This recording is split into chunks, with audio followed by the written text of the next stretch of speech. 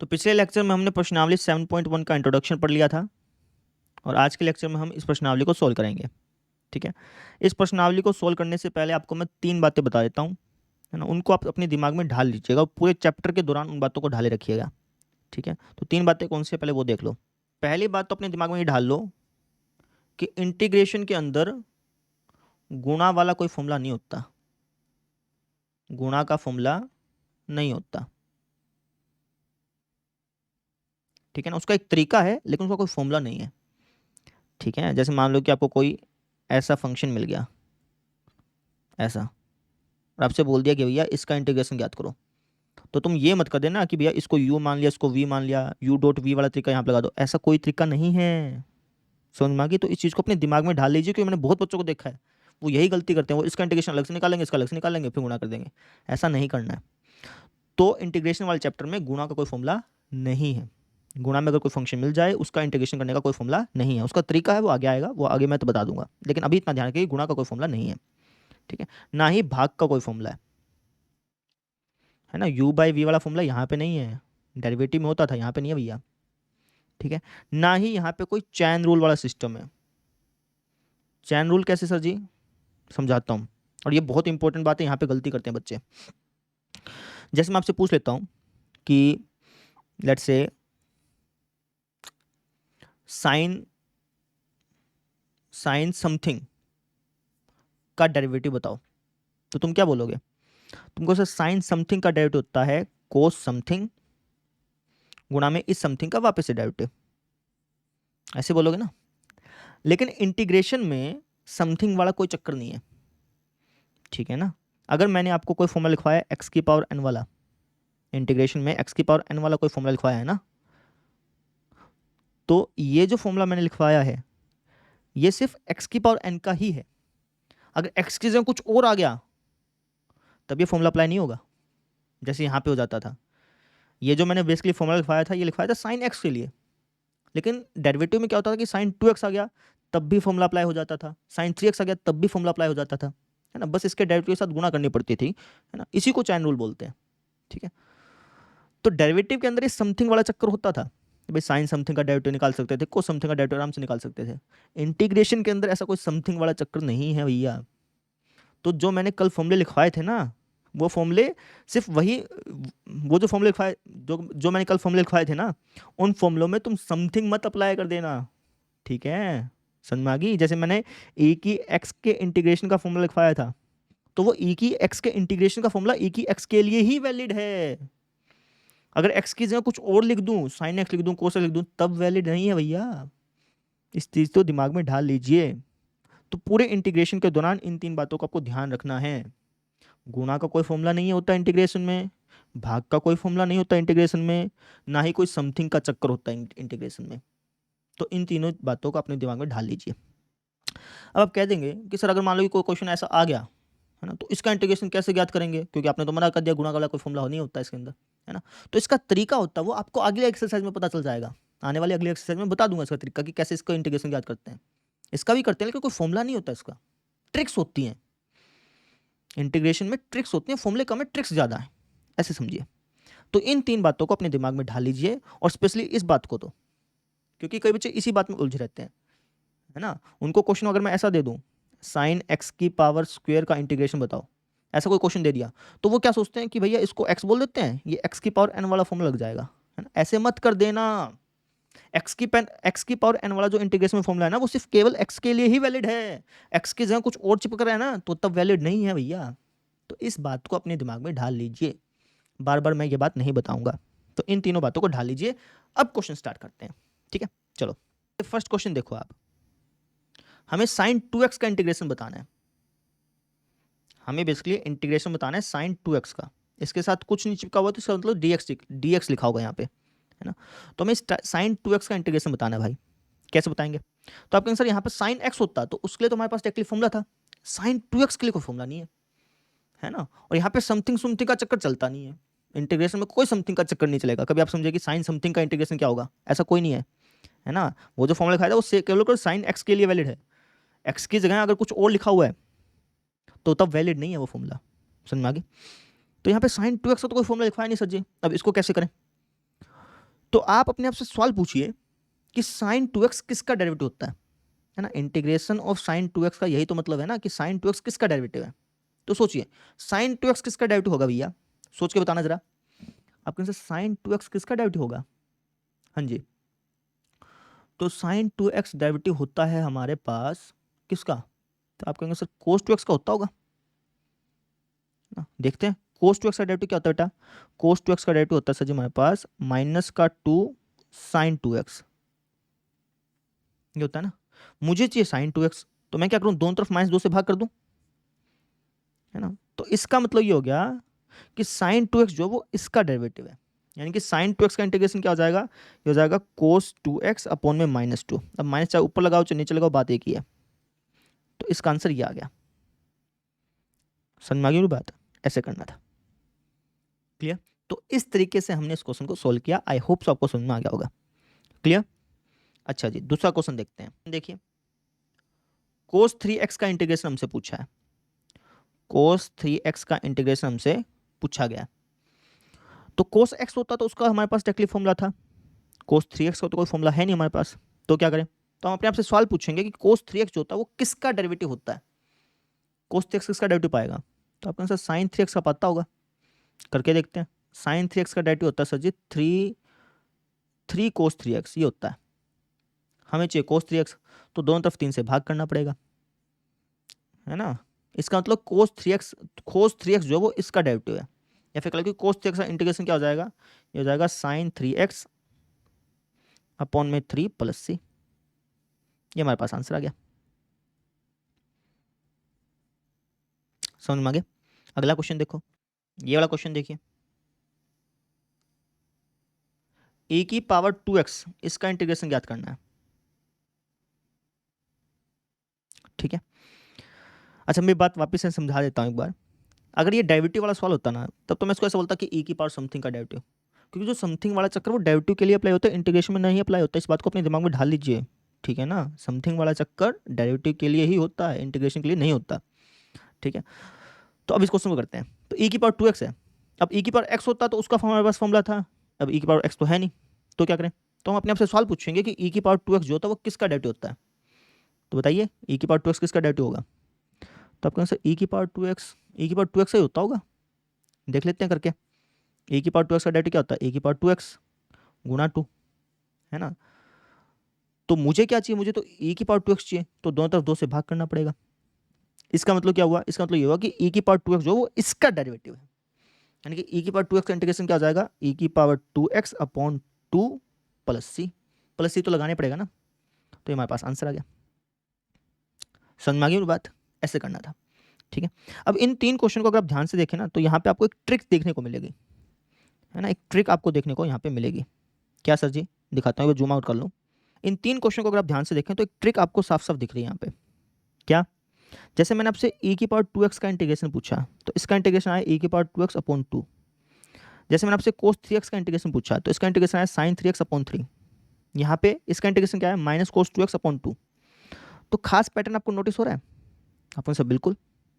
क्या पैटर्न है यहाँ पे, पैटर्न ये है कि अगर x की जगह किसी सवाल में, इंटीग्रेशन वाले सवाल में अगर x की जगह लीनियर फंक्शन हो, लिख लो इस चीज को, बहुत इंपॉर्टेंट बात लिखवा रहा हूं मैं। अगर x की जगह कोई लीनियर फंक्शन हो तो उस लीनियर फंक्शन के डेरिवेटिव से डिवाइड कर दो, उस लीनियर फंक्शन के डेरिवेटिव से डिवाइड कर दो।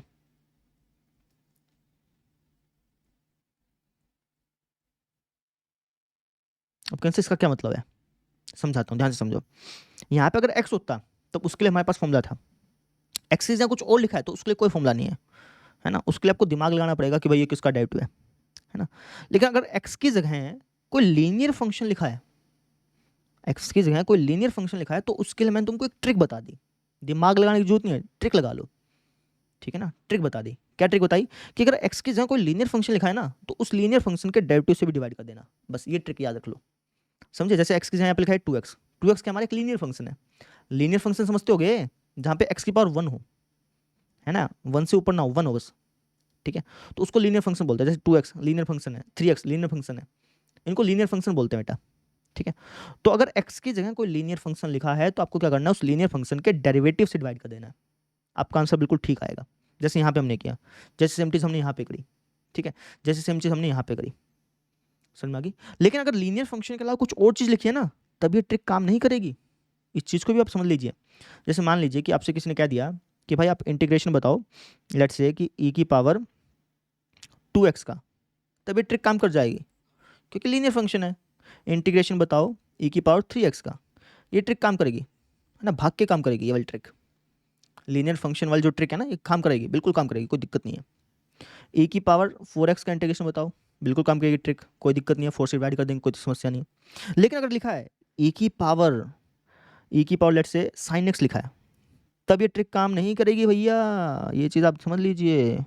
क्योंकि यहाँ पे x की जगह लीनियर फंक्शन नहीं है, ट्रिग्नोमेट्रिक फंक्शन है, समझ रहे हैं। अगर x की जगह कोई लीनियर फंक्शन लिखा है जैसे 2x 3x 4x, काम करेगा, भाग के काम करेगा, है ना। जैसे मान लो 2x+3 लिखा है तब भी काम करेगा, क्योंकि लीनियर फंक्शन है भैया।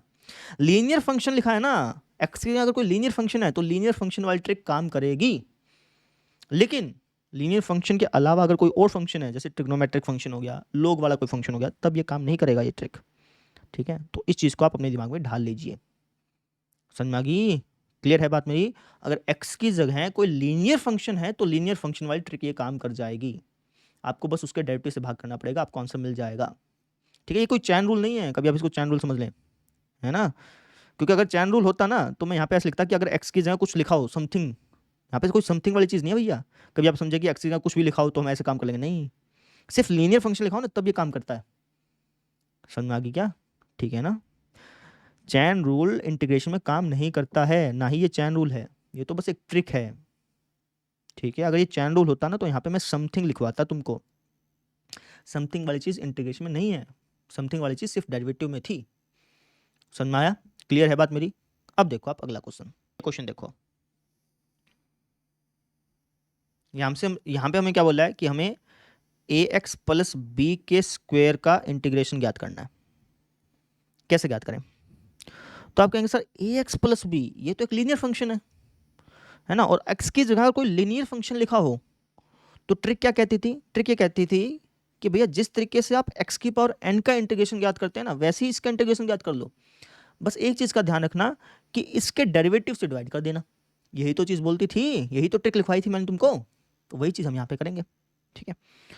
तो इसका इंटीग्रेशन क्या हो जाएगा, इसका इंटीग्रेशन हो जाएगा सर जी, इसको पूरे को x बोल दो, है ना। इस पूरे को हम x इसलिए बोल पा रहे हैं क्योंकि एक लीनियर फंक्शन है।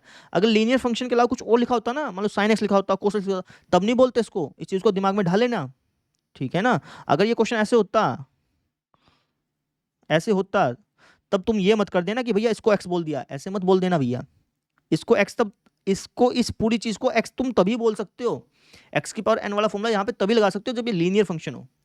ये चीज़ आप अपने दिमाग में ढाल लीजिए, ठीक है ना।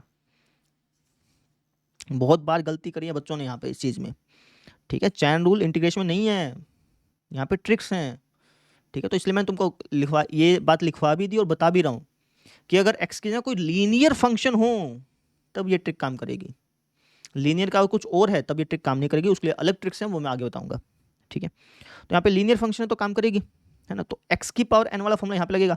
x की पावर n का इंटीग्रेशन क्या होता है, ये होता है सर जी x की पावर n+1 और उसी से डिवाइड प्लस में c। लेकिन एक चीज़ का आपको ध्यान रखना है, क्या, कि भैया इसको आप डिवाइड कर दें किससे, इसके डेरिवेटिव से। इसका डेरिवेटिव क्या होता है ये, ठीक है। तो इसको सॉल्व कर लो थोड़ा सा, ये हो जाएगा हमारे पास ax प्लस बी की पावर 3 अपॉन में 3a प्लस c, ये आपके पास आंसर आ गया। अगर ये क्वेश्चन ऐसे ना दे करके ऐसे दिया होता तब ये ट्रिक काम नहीं करती, है ना, या फिर कुछ ऐसा दिया होता तब भी ये ट्रिक काम नहीं करती। इनके लिए अलग ट्रिक है, वो मैं आगे बताऊंगा। लेकिन अभी आप ये समझिए कि भैया ये जो ट्रिक है ये तभी काम करेगी जब लीनियर फंक्शन हो, एक्स लीनियर फंक्शन हो तब ये लीनियर फंक्शन वाली ट्रिक काम करेगी, अदरवाइज काम नहीं करेगी। क्लियर होगी बात मेरी। अब इस बात को मैं बार बार नहीं दोहराऊंगा, इस बात को आप दिमाग में ढाल लीजिए। अगला क्वेश्चन देखो, ये वाला क्वेश्चन देखो, फटाफट निकालते हैं अब, है ना। इंटीग्रेशन करना हमें,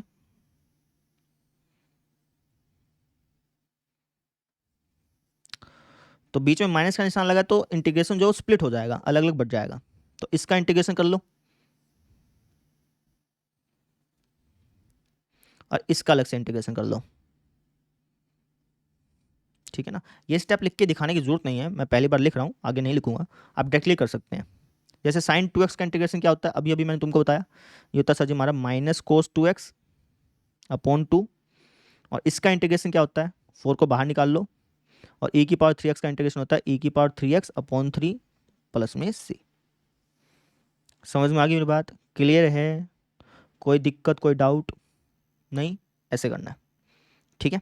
अगला क्वेश्चन देखो, इसके अंदर भी सेम चीज़, अलग अलग इंटीग्रेशन कर लो, और उसको डायरेक्टली कर सकते हो, ऐसे लिख के दिखाने की जरूरत नहीं है कि भाई हम अलग अलग इंटीग्रेशन कर रहे हैं, ऐसे लिख के दिखाने की जरूरत नहीं है, डायरेक्टली कर सकते हो।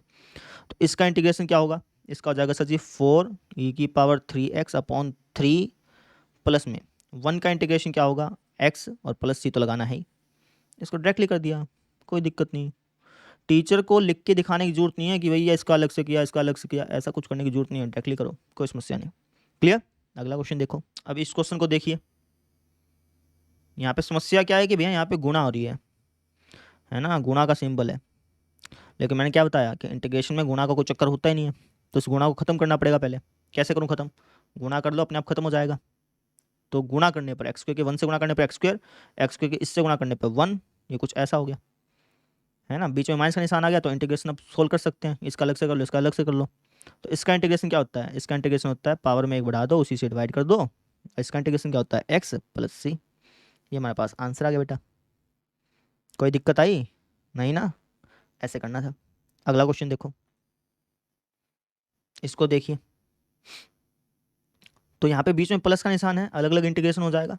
इसका इंटीग्रेशन क्या हो जाएगा, ये हो जाएगा ए एक्स की पावर 3 अपॉन 3, इसका इंटीग्रेशन क्या हो जाएगा बी एक्स स्क्वेयर अपॉन 2, इसका इंटीग्रेशन क्या हो जाएगा सी एक्स। अब प्लस में हम क्या करते हैं सी जोड़ते हैं, अब यहाँ पे भी सी है और यहाँ पे भी तुम सी जोड़ रहे हो, तो कन्फ्यूजन पैदा हो सकती है, तो तुम इसको कुछ और नाम दे दो, C1 नाम दे दो, कांस्टेंट टर्म है ना, तो C1 नाम दे दो, ठीक है, नहीं तो कैपिटल करके लिख लो इसको, बस याद आपका आंसर। समझ में आ गई, क्लियर। अगला क्वेश्चन देखो, अब फटाफट से तुम्हारे सारे क्वेश्चन निकल जाएंगे, वीडियो पॉज करके खुद ब खुद ट्राई कर लो आप, जो मेन चीज़ मुझे बतानी थी ना वो मैंने बता दी शुरुआत के 4-5 क्वेश्चन में ही, ठीक है ना। अब जैसे इस क्वेश्चन करते हैं, तो अलग अलग करके इंटीग्रेशन करते हैं। इसका इंटीग्रेशन क्या हो जाएगा, 2 को बाहर निकाल लो, एक्स स्क्वायर का इंटीग्रेशन एक्स क्यूब अपॉन 3, और ई की पावर एक्स, इसका इंटीग्रेशन क्या होगा, तो अपने से इसका तो डायरेक्टली फॉर्मूला है ही, ई की पावर एक्स प्लस सी तो लगाना ही है, तो ये हमारा आंसर आ गया। समझ में आ गई। अगला क्वेश्चन देखो, अब ये क्वेश्चन देखो बेटा, यहाँ पे कई बच्चे सोचेंगे कि सर इस पूरे को एक्स बोल देते हैं, है ना, तो ऐसा नहीं बोलना है, ऐसा केवल तभी बोल सकते हो जब ये लीनियर फंक्शन दिख रहा है तुमको, नहीं ना, तो इसको ऐसा नहीं बोलना है, ठीक है ना। यहाँ पे समथिंग का कोई चक्कर नहीं है कि भाई समथिंग की पावर एन वाला, नहीं नहीं नहीं नहीं, इंटीग्रेशन में ऐसा कोई चक्कर होता ही नहीं है। तो अब क्या करें, इसको खोल लो ना, खोल लो इसको, तो इसका स्क्वायर करेंगे तो ये एक्स आएगा, इसका स्क्वायर करेंगे तो ये आएगा 1/x, है ना। तो a माइनस बी का होल स्क्वायर क्या होता है, a का स्क्वायर प्लस b का स्क्वायर माइनस 2ab, तो कुछ ऐसा हो गया, खोल लिया इसको हमने, ठीक है ना, ठीक है जी। तो ये तो कट गया, तो अब इनका हमारे पास फॉर्मूला है ही, तो x का इंटीग्रेशन का फॉर्मूला क्या होगा, एक्स स्क्वायर बाई 2, 1/x के इंटीग्रेशन का फॉर्मूला क्या होता है, log mod x लिखवाया था कल, है ना, और -2 का इंटीग्रेशन क्या होगा, -2x प्लस सी तो करना है ही, ये हमारे पास आंसर आ गया। समझ में आ गई, लॉजिक समझ में आया। अगला क्वेश्चन देखो, इसमें भाग आ रही है भाई, भाग का कोई फॉर्मूला होता ही नहीं है, बताया मैंने तुमको, तो अब क्या करें, भाग को हटाने की कोशिश करो, कैसे हटाएं, तो जो एक्स स्क्वायर है वो सबके भाग में है, तो सबके भाग में लिख दो। अगर मैं एक्स क्यूब को एक्स स्क्वायर से भाग करूंगा तो क्या हो जाएगा, ये हो जाएगा सर जी एक्स, ठीक है, एक्स स्क्वायर को एक्स स्क्वायर से भाग करूंगा तो हो जाएगा सिंपल 5, और एक्स स्क्वायर को इससे भाग करूंगा तो -4 को बाहर निकाल लिया, 1/x स्क्वायर। समझ में आ गई, मैंने अलग अलग कर दिए और सबको एक्स स्क्वायर से भाग कर दिया, ऐसे कर दिया, ठीक है ना, मैं जंप कर गया एक स्टेप। आप इसको और भी अच्छी तरह से करके दिखा सकते हैं, लेकिन करके दिखाने की जरूरत नहीं है, नंबर कोई नहीं काटता, ठीक है, तो ऐसे कर दिया। सोल्व कर लो, इसका फॉर्मूला है हमारे पास, इसका भी फॉर्मूला हमारे पास, और इसका भी फॉर्मूला हमारे पास, डायरेक्टली फॉर्मूला लगाएंगे। एक्स के इंटीग्रेशन का फॉर्मूला क्या होता है, एक्स स्क्वायर बाई 2, 5 के इंटीग्रेशन का फॉर्मूला क्या होता है, 5x, और 1/x स्क्वायर का इंटीग्रेशन का फॉर्मूला क्या होता है, 1/x की पावर n, इसके इंटीग्रेशन का फॉर्मूला होता है सर जी -1 अपॉन में n-1 गुणा में x की पावर n-1 प्लस सी तो लगाना है ही। सोल्व कर लो। x²/2 plus 5x plus 4 upon में x की पावर 1, उसको लिखने की जरूरत है नहीं, ये आपके पास आंसर आ गया। समझ में आया? क्लियर है बात मेरी? ठीक है, अगला क्वेश्चन देखो। ये 12वां क्वेश्चन देखिए बेटा। तो यहाँ पे भी भाग आ रही है, भाग को हटाना पड़ेगा। तो यहाँ पे √x लिखा हुआ है, √x लिखो या फिर x की पावर 1/2 लिखो, बात एक ही है। तो √x की जगह लिख देता हूँ x की पावर 1/2। ठीक है, अब x की पावर 1/2 सबके डिवाइड में चल जाएगी। x की पावर 1/2 को अगर मैं इससे डिवाइड करूंगा तो क्या आएगा बताना जरा। x की पावर 3 अपॉन में x की पावर 1/2। बेस सेम हो बटे में हो तो पावर जो है वो घट जाती है बेटा, मैंने बताया था आपको। तो हो जाएगा x की पावर 5/2, यानी कि जब मैं इसको इससे डिवाइड करूंगा तो ये आ जाएगा x की पावर 5/2। ठीक है, dx सबके साथ चिपकेगा। इसको इससे डिवाइड करूंगा तो ये आ जाएगा, 3 को बाहर ले लो, मैंने बताया था जैसे कॉन्स्टेंट टर्म को हम बाहर फेंक सकते हैं। तो 3 को बाहर ले लो। x को अगर मैं x की पावर 1 अपॉन में x की पावर 1/2, तो 1 - 1/2 क्या हो जाएगा, x की पावर 1/2। प्लस में यहाँ पर भी हम ऐसे कर सकते हैं, 4 को बाहर निकाल लिया, 1 अपॉन में x की पावर 1/2, dx सबके साथ चिपका देना, ऐसे कर लिया। समझ में आया? अब x की पावर n का इंटीग्रेशन करना है, उसका हमारे पास फॉर्मूला है ही, क्या होता है, ये होता है सर x की पावर n+1 अपॉन में n+1, है ना। x की पावर n का इंटीग्रेशन क्या होगा, x की पावर n+1, है ना। 1/2 में 1 जोड़ोगे तो क्या आएगा, ये आएगा सर जी 3/2, उसी से डिवाइड। 1 अपॉन एक्स की पावर n, इसका फॉर्मूला क्या होता है भैया, 1 अपॉन एक्स की पावर n के इंटीग्रेशन का फॉर्मूला क्या होता है, ये होता है -1 अपॉन में n-1 गुणा में x की पावर n-1 प्लस सी तो लगाना है। सोल्व कर लेते हैं, तो हो जाएगा 2/7 x की पावर 7/2 प्लस में ये 3/2 ऊपर जाके उल्टा हो जाएगा, यानी कि 2/3, 3 से 3 कट जाएगा, तो ये कुछ ऐसा दिखाई देगा तुमको। यहाँ पर ये क्या चीज़ हो जाएगी, ये हो जाएगी सर जी प्लस माइनस माइनस, ठीक है ना। और यहाँ पे हो जाएगा माइनस का हाफ। अच्छा ठीक है ठीक है, वापस समझो, यहाँ पे तो माइनस का हाफ हो गया, ऊपर माइनस है नीचे माइनस है तो कट गया ये बेसिकली, ठीक है ना, तो ये प्लस ही रहेगा बेसिकली। अब नीचे क्या हमारे पास हाफ है, ऊपर क्या है 4, 4 को हाफ से डिवाइड करना बेटा, 4 को हाफ से डिवाइड करो, ये आएगा 8, क्योंकि आधे की जब आप 8 से गुणा करते हैं तब 4 आता है। 4 को हाफ से डिवाइड करोगे तो क्या आएगा, 8 आएगा। या फिर आप ऐसे कह सकते हो कि 2 ऊपर आ गया, वैसे भी समझ सकते हो आप, जैसा आप समझना चाहें, बस इसको सिंप्लीफाई कर लो, ये कहना चाह रहा हूँ। तो ये कुछ आपको ऐसा दिखाई देगा, ऐसा दिखाई देगा। इसको चाहे तो आप ऊपर ले आओ, है ना, अदरवाइज आप इतना भी छोड़ सकते हैं, कोई दिक्कत नहीं है। ये आपके पास आंसर आ गया, सिंप्लीफाई करना था, सीधी सी बात ये है। क्लियर? अगला क्वेश्चन देखो, ये वाला क्वेश्चन देखिए, इसका इंटीग्रेशन ज्ञात करना है। अब अगर मैं यहाँ पे x-1 को अलग अलग करके डिवाइड करने लग जाऊंगा ना, तो चीज़ें कटेंगी नहीं, डिवाइड फिर भी रहेगी, समस्या रहेगी अगर मैं अलग अलग करके डिवाइड करूँगा तब भी। तो अब क्या करें यहाँ पे, तो अब यहाँ पे ऊपर वाले को फैक्टराइज करने की कोशिश करो। कैसे, इन दोनों में से x को कॉमन निकाल लिया मैंने, तो यहाँ पे बचेगा x-1, और इन दोनों में से मैंने +1 कॉमन निकाल लिया, तो यहाँ पे बचेगा x-1 अपॉन में x-1 है ही। समझ रहे हो? अब इस पद में से और इस पद में से क्या कॉमन निकाल सकता हूँ, आपके सर x-1, यहाँ पे क्या हो जाएगा x², और यहाँ पे क्या हो जाएगा +1 अपॉन में x-1 तो है ही। ये x-1 से ये x-1 कट गया, ठीक है। अच्छा जी, अब x² + 1 का इंटीग्रेशन तुम कर सकते हो क्या, आपके से बिल्कुल अलग अलग करके हो जाएगा। तो x² का इंटीग्रेशन क्या हो जाएगा, x³ अपॉन 3, और 1 का इंटीग्रेशन क्या हो जाएगा 1x + c। ये हमारे पास आंसर आ गया। समझ में आ गई मेरी बात, क्लियर है? अगला क्वेश्चन देखो, यहाँ पर भी गुणा हो रही है भैया, गुणा को हटाना पड़ेगा। गुणा को कैसे हटाएं, गुणा करके हटेगी, गुणा कर दो, ये हो जाएगा √x माइनस √x की अगर मैं x से गुणा करूँ तो x√x, ऐसा हो गया। अब √x को मिल सकता हूँ x की पावर 1/2, इसको क्या लिख सकता हूँ, यहाँ पे x की पावर 1 है, यहाँ पे x की पावर 1/2 है, 1 में अगर मैं 1/2 जोड़ूंगा तो हो जाएगी 3/2, बेस सेम पावर ऐड होती है ना बेटा। ये x की पावर n वाले फॉर्मूले बन गए, सोल्व कर लो। x की पावर n का इंटीग्रेशन क्या होता है, x की पावर n का इंटीग्रेशन होता है x की पावर n + 1 उसी से डिवाइड। यहाँ पे भी ऐसे ही एक्स की पावर एन प्लस वन, तो 1 ऐड करोगे तो हो जाएगा हमारे पास 5/2, उसी से डिवाइड। और प्लस सी तो करना है ही, चाहे तो आप इतना छोड़ दो, अदरवाइज आप इसको और ज़्यादा सिंप्लीफाई कर सकते हो। ये ऊपर चल जाएगा, उल्टा हो जाएगा, ये भी ऊपर चल जाएगा, उल्टा हो जाएगा, प्लस सी। ये हमारे पास आंसर आ गया। क्लियर होगी बात मेरी, समझ में आया? अगला क्वेश्चन देखो, ये वाला क्वेश्चन देखिए बेटा। यहाँ पर भी गुणा और ये, तो गुणा कैसे खत्म करें? गुणा करके ही खत्म होगी।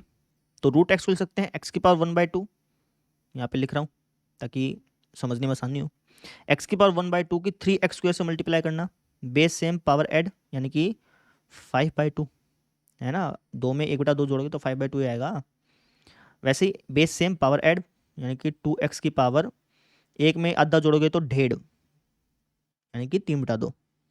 ठीक है, एक्स की पावर 1/2 की 3 से गुणा करें तो 3x की पावर 1/2। समझ में आ गई? अलग अलग करके इंटीग्रेशन कर लो। इसका इंटीग्रेशन क्या हो जाएगा, 3 को बाहर निकाल लेंगे, इसका इंटीग्रेशन हो जाएगा एक्स की पावर 7/2 और 7/2 से डिवाइड, 1 जोड़ के उसी से डिवाइड करते हैं ना बेटा। सेम चीज़ यहाँ पे 2 को बाहर निकाल लो, एक्स की पावर 3/2 का इंटीग्रेशन 1 जोड़ लो इसके अंदर, यानी कि 5/2 और उसी से डिवाइड। इसके साथ भी सेम चीज़ करो, 1 जोड़ लो यानी कि 1.5 माने 3/2 उसी से डिवाइड, प्लस में सी तो चल ही रहा है। तो आपके पास आंसर आ जाएगा 3 दूनी 6/7 एक्स की पावर 7/2 प्लस में 4/5 एक्स की पावर 5/2।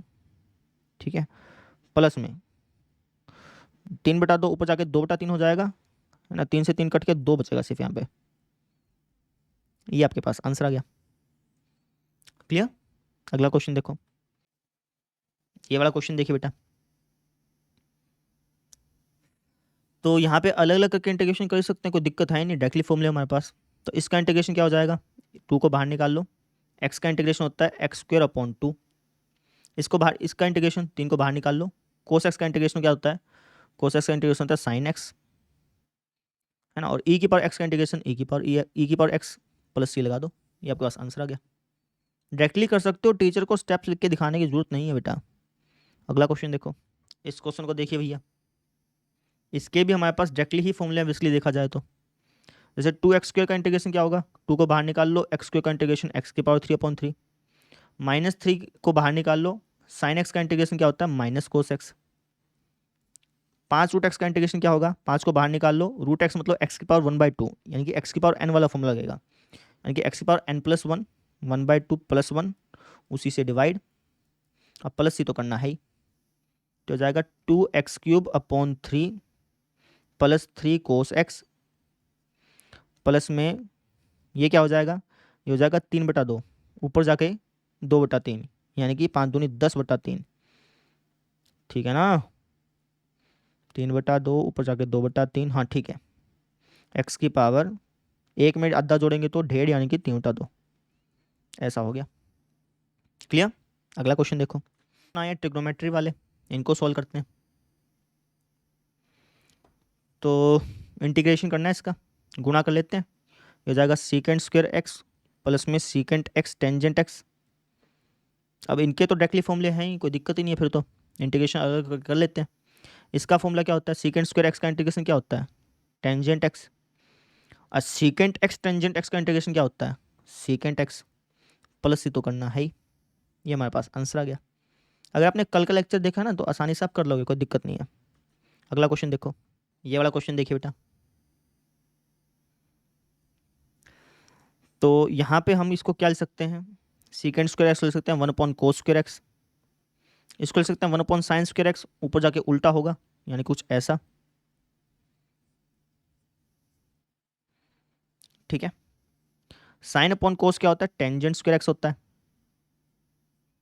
अब टेंजेंट² x के इंटीग्रेशन का कोई फॉर्मूला लिखवाया था क्या आपका आंसर, नहीं। अब क्या करें यहाँ पे, तो अब यहाँ पे थोड़ा सा दिमाग लगाना पड़ेगा है ना। अच्छा एक बात और बता देता हूँ, यहाँ पे गलती कर देते हैं फिर से बच्चे, वो क्या सोचते हैं कि भाई इसको पूरे को x बोल देते हैं, लेकिन इस पूरे को x तुम नहीं बोल सकते हो। इस पूरे को x तभी बोल सकते हो जब ये रैखिक फंक्शन हो, ये रैखिक फंक्शन नहीं है भैया, लीनियर फंक्शन नहीं है ये ट्रिग्नोमेट्रिक फंक्शन है, इसको नहीं बोल सकते तुम पूरे को x। कभी तुम यहाँ पे x की पावर n वाला फॉर्म लगा दो, ऐसा नहीं करना, गलती हो जाएगी तुम्हारी। ये जो तुम बोलते हो ना कि भाई इसको एक्स बोल देते हैं, ये वाली चीज़ डेरिवेटिव में काम करती है ना, डेरिवेटिव वाले हर एक सवाल में काम करती है। वहाँ पे इंटीग्रेशन में ऐसा नहीं होता। इंटीग्रेशन में तुम किसी चीज़ को एक्स तभी बोल सकते हो जब वो रैखिक फलन हो, जब वो लीनियर फंक्शन हो। ठीक है, तो ऐसे करके मत कर देना, तुम गलती कर बैठोगे। तो यहाँ पे क्या करें, यहाँ पे ट्रिग्नोमेट्री वाले फॉर्मूले यूज होंगे। जैसे टेंजेंट स्क्वायर एक्स का फॉर्मूला तुमने सीखा था 10वीं क्लास में, वो यहाँ पे अप्लाई हो जाएगा। टेंजेंट स्क्वायर एक्स को लिख सकते हैं अपन 1 माइनस सेकेंड स्क्वायर एक्स, नहीं नहीं सॉरी सॉरी सॉरी गलती कर दी। इसको 1 माइनस सेकेंड स्क्वायर एक्स नहीं, second square x minus one ले सकते हैं। ऐसे कैसे सर जी, बताता हूँ। 10वीं क्लास में जो तुमने फॉर्मूला सीखा था वो ये था कि 1 प्लस टेंजेंट स्क्वायर एक्स बराबर होता है सेकेंड स्क्वायर एक्स के। तो यहाँ से अगर तुम टेंजेंट स्क्वायर एक्स की वैल्यू निकालोगे तो हो जाएगी second square x minus one ना। तो इसलिए हम इसको ऐसा लिख सकते हैं। अब इसका हमारे पास फॉर्मूला है तो इसको कर लेंगे अपन सोल्व, कोई दिक्कत नहीं है। सेकेंड स्क्वायर एक्स का इंटीग्रेशन क्या होता है, टेंजेंट एक्स, और 1 का इंटीग्रेशन क्या होता है, एक्स प्लस सी तो लगाना है ही। ये हमारे पास आंसर आ गया, समझ में आ गई। अगला क्वेश्चन देखो, ये वाला क्वेश्चन देखो बेटा। यहाँ पर भी भाग है, भाग को हटाना पड़ेगा कैसे ना कैसे करके। तो कोस स्क्वायर एक्स को दोनों से भाग कर दो, ये हो जाएगा हमारे पास 2 बाई कोस स्क्वायर एक्स क्या होता है, 2 कोस का उल्टा सीकेंड स्क्वायर एक्स। अब इसका फॉर्मूला है ही, कोई दिक्कत ही नहीं है। इसको कैसे करें, तो साइन बाय कोस तो टेंजेंट हो गया, और बटे में कोस एक रह ही रहा है, तो 1 अपॉन कोस क्या होता है, सीकेंड। इसका ही फॉर्मूला है, तो कोई दिक्कत ही नहीं है, अब सोल्व कर लेंगे इसको, है ना। 2 सीकेंड स्क्वायर एक्स का इंटीग्रेशन, 2 को बाहर निकाल लो, सीकेंड स्क्वायर एक्स का इंटीग्रेशन होता है टेंजेंट एक्स, कल लिखवाया था फॉर्मूला।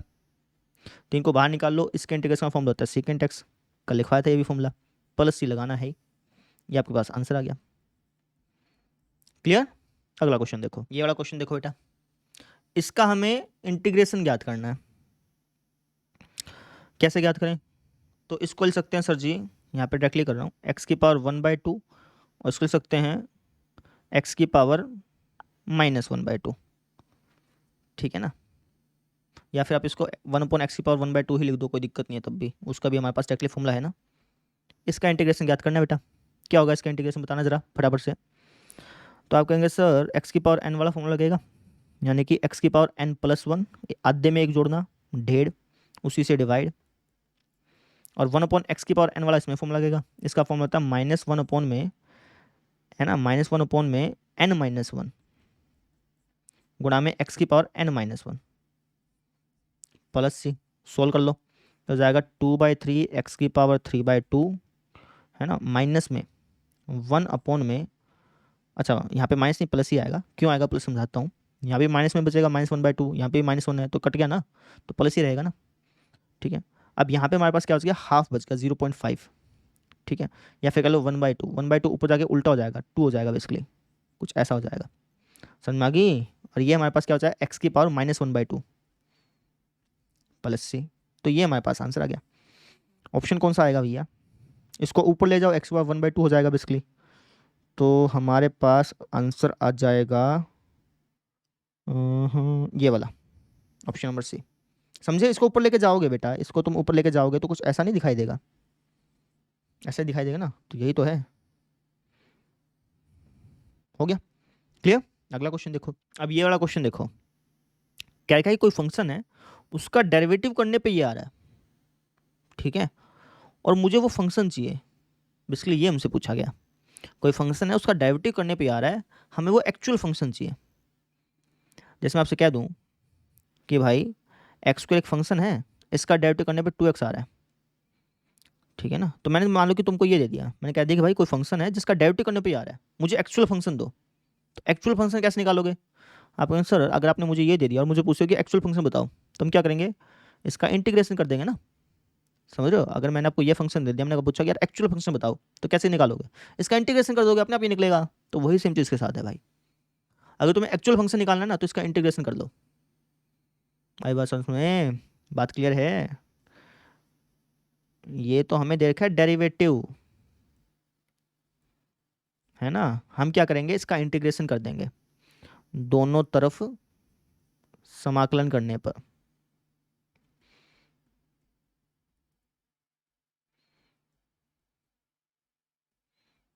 तो इसका जब तुम समाकलन करोगे तो तुम्हें एक्चुअल फंक्शन मिल जाएगा। क्या मिलेगा, इसका करना समाकलन, इंटीग्रेशन करना, ये हो जाएगा सर जी ऐसे, और इसका इंटीग्रेशन करना, तो ये हो जाएगा सर -3 को बाहर निकाल लिया, 1/x की पावर n हो गया। 1/x की पावर n का फॉर्मूला क्या होता है इंटीग्रेशन का, -1 में n-1 गुणा में x की पावर n-1। ठीक है, यानी कि मैं कह सकता हूँ कि जो एक्चुअल फंक्शन है, अच्छा प्लस सी भी लगता है आपको चीज़ ध्यान हो तो जो एक्चुअल फंक्शन है वो हमारे पास कुछ इस तरीके से आ गया।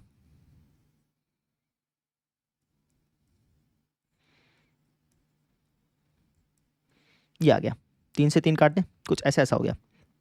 ठीक है, अब क्वेश्चन में क्या बात क्या रखी थी, क्या रखी थी कि अगर एक्चुअल फंक्शन में मैं 2 डाल दूंगा ना एक्स की जगह तो वो 0 आएगा। तो इसी बात को हम क्या देते हैं, हम कहेंगे प्रश्नानुसार हमसे क्या रखा था कि अगर मैं एक्चुअल फंक्शन में एक्स की जगह 0 डाल दूंगा ना तो क्या आएगा, सॉरी एक्स की जगह 2 डाल दूंगा तो 0 आएगा। तो अगर मैं एक्स की जगह 2 डाल दूंगा ना तो वो 0 आएगा, ये बात बोल रखी थी। तो यहाँ पे जहाँ जहाँ एक्स दिख रहा है ना वहाँ वहाँ 2 डाल दो तुम, ढालना जरा फटाफट से। 2 की पावर 4 कितने होगी, तो 16। अच्छा यहाँ पे ढालोगे तो 1/8 प्लस सी बराबर 0। तो यहाँ से काम करो, सी की वैल्यू निकाल लो। सी की वैल्यू क्या हो जाएगी, ये हो जाएगा सर जी हमारे पास, इसका एलसीएम ले लें इन दोनों का, या फिर इनको वहाँ फेंक दो, बाद में ले लेना एलसीएम, कुछ ऐसा हो गया। यानी कि मैं कह सकता हूँ कि सी की वैल्यू क्या होगी हमारे पास, इसका एलसीएम ले लो, 16 अट्ठे, ये हो जाएगा 16 अट्ठे हमारे पास 128 है ना, यानी कि माइनस का 129 बटे में 8, ये सी की वैल्यू आ गई। सी की वैल्यू को यहाँ पे ढाल दो और तुम्हें तुम्हारा आंसर मिल जाएगा। क्या आंसर हो जाएगा हमारा, ये हो जाएगा सर जी हमारे पास ऑप्शन नंबर 1। बस हो गया, ऐसे करना था, समझ में आया, क्लियर।